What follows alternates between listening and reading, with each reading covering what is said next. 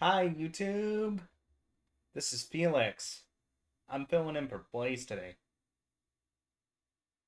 He said he was busy. Yeah. He wanted me to take over the reaction and the stream going on later on by the time this video is recorded. So yeah. You guys have me for the day. Don't worry, it'll be fun. Anyways, now for my video. Today's video, he decided to give me a bit of an assignment on reacting to any particular gaming video that I can pick. So, let's go.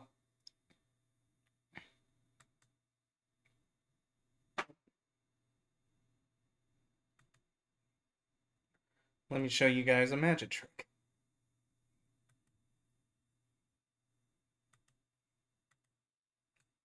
Ta-da! Alright.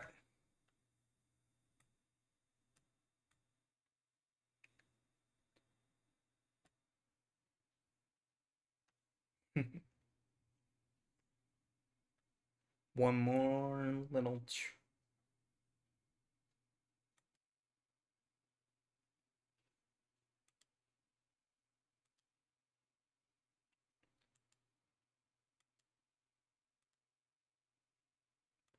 Rick.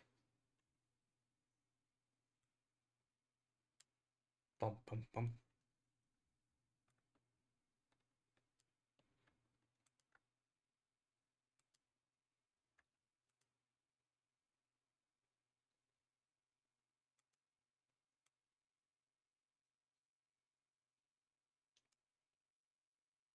It'll be a lot easier once the live stream starts. Trust me.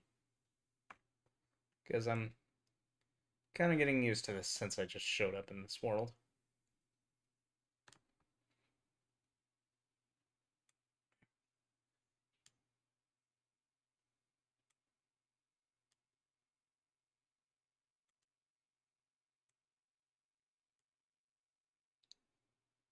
Oops.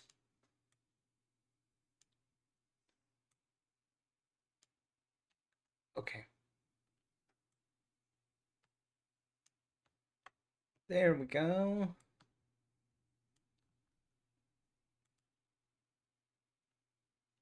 It'll do.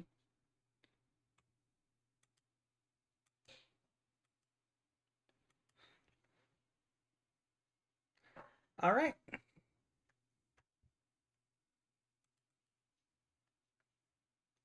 So today's video is going to be something really goofy.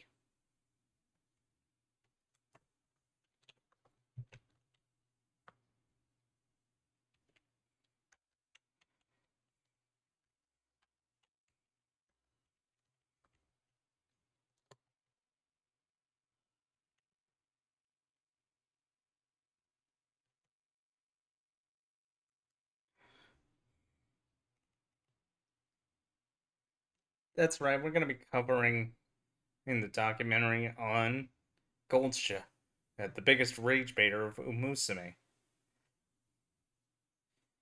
So, here we go. If you guys are ready, let's go!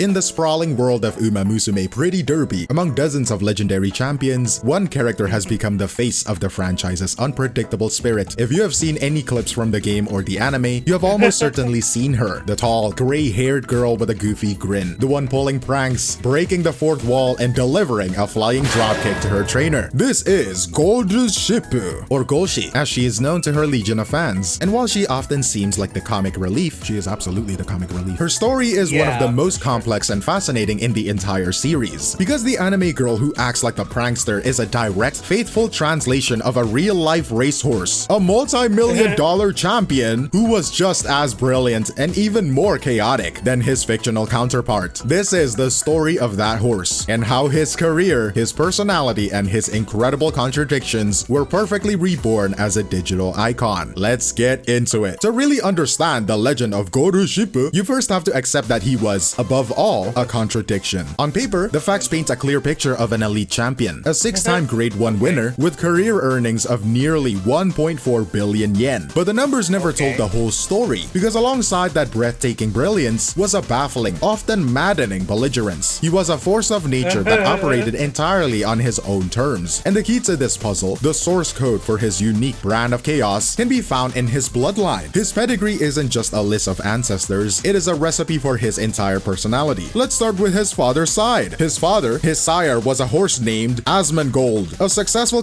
What? Oh, it's not Asmongold? A horse named Stay Gold, a successful competitor from the line of legendary American champion Sunday Silence. This bloodline is famous in Japan for two things: producing horses of immense, explosive talent, and that talent often being coupled with a fiery, difficult temperament. Stay Gold himself was known for his own quirks. Some fans even called him a terrorist on the racecourse. Golshi's own half-brother, the Triple Crown winner Orfaver, was famously nicknamed the Tyrant for his fierce disposition. This is where Golshi inherited his explosive, unpredictable spirit. But that is only half of the story. On his mother's side, the influence was the complete opposite. His dam was a daughter of the Japan Racing Association Hall of Fame inductee Majiro McQueen, one of the nation's most celebrated long-distance runners, or stayers. From this line, Golshi got his signature gray coat that whitened with age, and more importantly, a deep well of stamina and consistency, the ability to just keep running. So you have this perfect genetic storm. From his father, the volatile spirit of a rebel. From his mother's side, the powerful, relentless engine of a marathon runner. His entire career can be seen as a manifestation of this war within him, a horse born with an engine of a stayer, but cursed with the soul of a rebellious sprinter. He was a living paradox, and yeah. I've seen a lot of Japanese VTubers stream Omusume through clips. Yeah, it seems pretty accurate on this one. Then again, and considering how this was pretty much horse racing in Japan, people knew about the legend long before, or the West did. it was on the racetrack where this internal conflict would be put on full display for the world to see. His career wasn't a simple list of wins and losses. It was a story written in a few distinct, unforgettable moments. The first came in 2012, and his first major Grade 1 race, the Satsuki Show. The conditions were awful. A track soaked with rain, turning the ground into heavy, treacherous mud. For most of the race, Gorshi did what he always did. He lingered at the very back of the pack, seemingly uninterested, right? But as the field swung wide into the final turn, trying to find a better footing on the outside, Gorshi did the opposite. He dove towards the inside rail, a path so rough and chewed up that every other jockey was actively avoiding it. With what can only be described as breathtaking power and balance, he warped through this treacherous path, gaining an immense advantage. From there, he unleashed a devastating charge down the straight, blowing past the entire field to win. This wasn't just a victory, it was a statement. It was the debut of his heart-stopping chaser style, and a clear sign that he operated by a completely different set of rules. Jumping forward to his sixth and final Grade 1 victory in 2015. The Tenno Show was perhaps the race that best captured his grit. This was a grueling 3,200 meter marathon, a race he had tried and failed to win twice before. He was also recovering from a hoof injury, so expectations were mixed. He started poorly, as was his custom, am I right? Trailing far behind. But on the backstretch, he began a massive, relentless run, moving up through the field, and in the final desperate strides, he caught the leader to win by a mere neck. It was a victory of pure perseverance, and his jockey's comments after the race were incredibly telling. He said, "I was thinking of going front if he started well," which obviously wasn't the case. From there on, I just concentrated on following the pace and careful not to turn him off. That last part is the key. The job wasn't just to ride him, the job was Yeah, pretty much when it comes to the jockeys that ever rode Gochi, from what I understand, they didn't pray for him to win. They just prayed for him to behave. Because apparently it was that bad, apparently. to actually manage his psychology, to keep him engaged. This win was a testament to the delicate mental battle required to pilot him. These moments showed that when Golshi was in the mood, he was a nearly invincible force of nature. But the entire sport, and everyone who bet on it, would soon learn in the most spectacular way possible what happened when he was not. The Oh. stage was in 2015. Takarazuka Kinen, Golshi entered the race as the overwhelming favorite. He was on the verge of making history, attempting to become the first horse to ever win this prestigious all-star race 3 times in a row. The betting public Yeah, I remember seeing a clip of this. It was hilarious.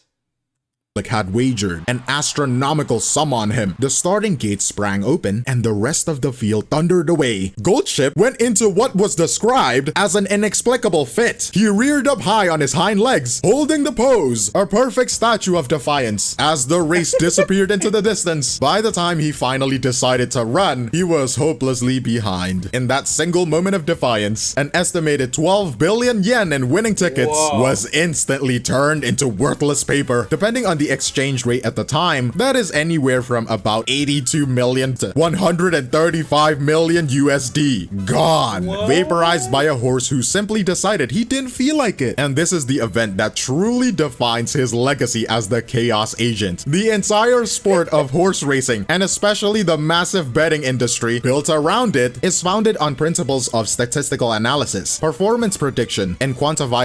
Yeah, needless to say, I don't think anyone could have predicted this.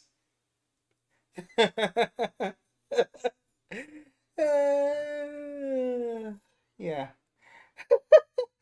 Wow. Then again, makes sense why he's an agent of chaos. Data. It is a system designed to make the unpredictable predictable. Golshi was a living, breathing refutation of that entire system. One writer at the time described him perfectly, calling him a divine punishment inflicted on humanity for daring to gamble on the enterprise of horse racing. He was a force of nature that reminded everyone, in the most financially catastrophic way possible, that some things simply cannot be quantified. It was moments like these of spectacular talent and even more spectacular self-sabotage that cemented his legend. He was actually a character so perfectly formed. It was almost inevitable that someone would decide to make his story playable. This is where the Golshi legend was supercharged for a new era in the world of Uma Musume Pretty Derby. And the genius of his adaptation to the horse girl is how it was a meticulous and clever translation. It starts with her visual design, which is essentially a canvas of hidden references. It is designed to be a rewarding experience for anyone who knows the real story. For instance, her race outfit, the red dress, and the white and red sweatbands is a direct copy of the jockey silks his riders wore. Look closer at the dress and you will see 6 gold buttons running down the front. Each one represents one of his 6 grade 1 victories. And then there are the visual puns. A large golden anchor-shaped ornament hangs from her thigh, a playful nod to her name, Goldship. But the most brilliant part of his adaptation isn't the visual, it is the narrative. It lies in her most prominent relationship, her friendship with the elegant and proper Mejiro McQueen. Now, to understand why this is so clever, you have to know the Makes sense considering that the IRL version is actually the apparent. So yeah, makes total sense to do that.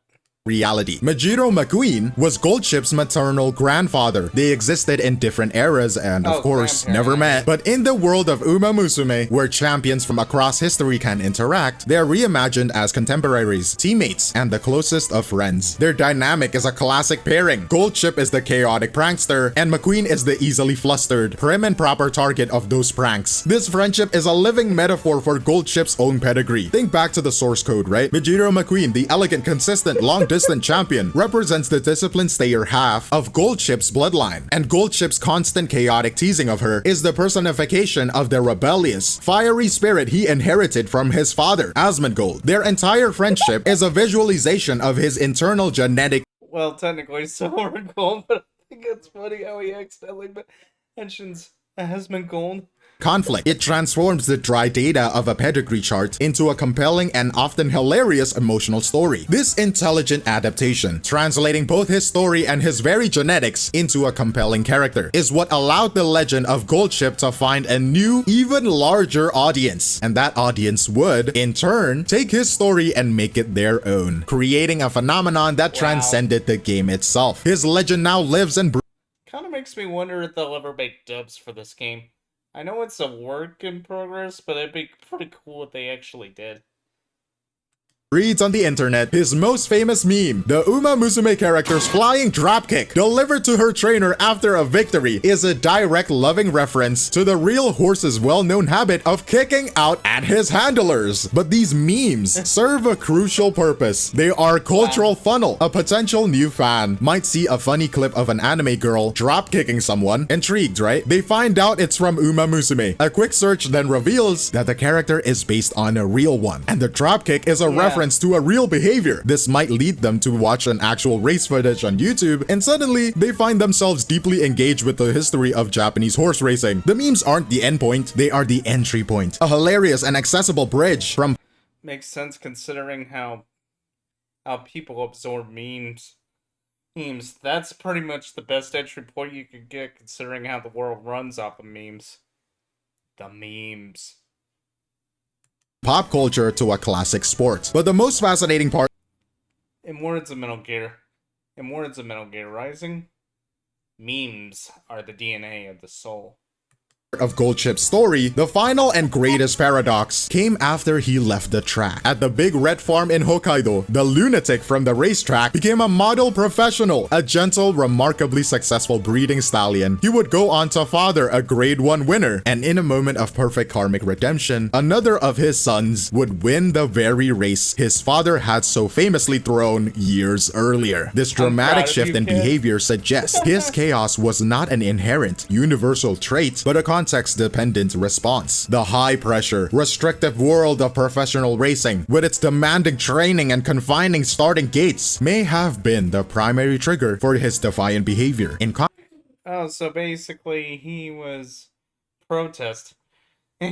Makes a lot of sense. Then again, the idol industry is pretty much in a similar way. too. It's literally the fictitious. Contrast, the more natural environment of the breeding farm allowed a different, more cooperative side of his personality to emerge. This makes you reconsider the entire story. He wasn't just a chaotic horse. Perhaps he was protesting. This final layer of complexity is what solidifies his place, not just as a champion, but as one of the most fascinating characters sport has ever produced. And in the end, that is the key to his enduring appeal. The perfect chaotic harmony between his two identities, the real horse and the fictional character. He was a character long before he was ever officially written as one. The real-world thoroughbred's rare combination of elite, world-class talent and a maddeningly defiant personality created a natural, compelling narrative full of triumph, failure, comedy, and drama. The Uma Musume adaptation succeeded so brilliantly because it didn't need to invent a personality. It only needed to faithfully and cleverly translate the complex one that all and the creators delivered on. I'm not even kidding.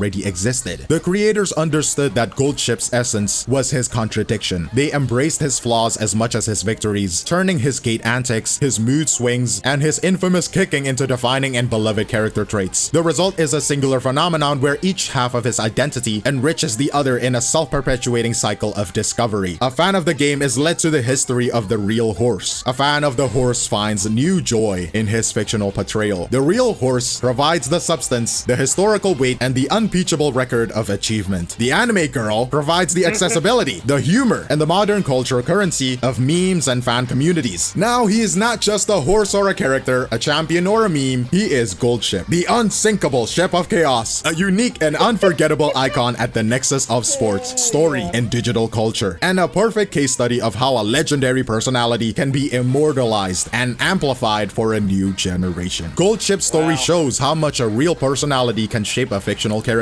But are there other real-world figures, athletes, or even animals whose stories you think are perfect for this kind of adaptation? Let me know your thoughts in the comments below, but that is all from me, Glaive Kyo, and I will see you in the next one. Cheers! Ooh, ah.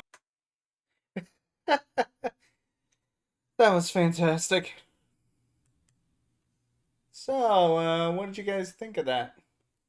Pretty cool, right? Makes sense to do something that's goofy and chaotic. It's just perfect.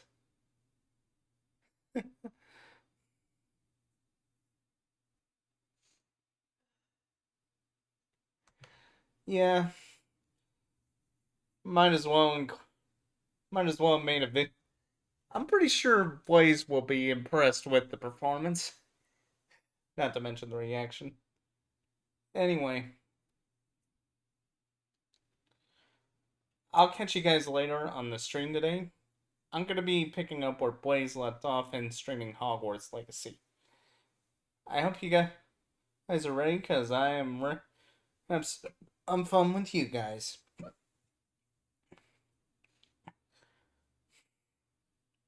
But here's for the outro. If you liked today's video, please leave a like, drop a comment down below. Also, please feel free to hit the subscribe button and hit the bell icon to get notified on when and Blaze posts new videos. Because also, have a little faith and patience in him, considering how video editing takes time, considering he also adds the videos himself. And then, finally, you can find Blaze on social media. He'll leave all his links along with the original video in the description below. Until next time, see you guys later.